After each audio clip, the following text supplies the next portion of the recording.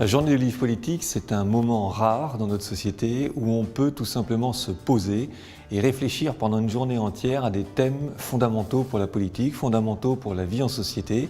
avec des experts qui sont là, qui sont des experts, je crois, de grande qualité,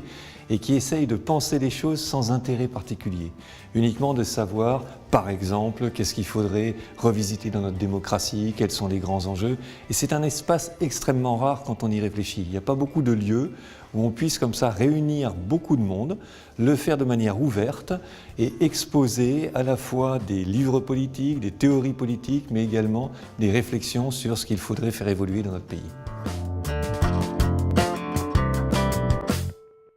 Ça m'inspire juste que cette idée d'avoir une journée dédiée comme ça à la réflexion politique est une idée importante, sinon elle n'aurait pas vécu pendant 25 ans. À la limite, que ce soit le 25e anniversaire, le 23e ou le 28e, pour moi c'est la même chose parce que le contenu est fondamental. Simplement, si depuis un quart de siècle ça fonctionne, c'est bien que cela répond, je crois, à quelque chose d'important et de réel.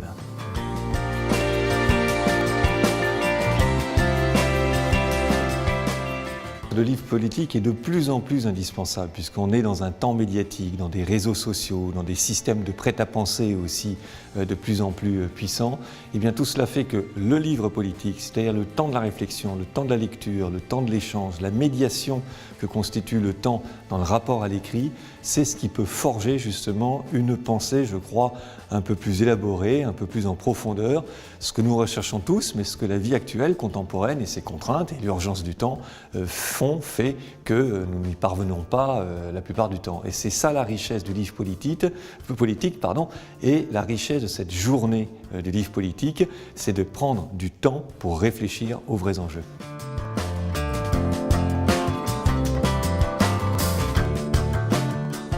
Si on devait retenir comme ça un texte,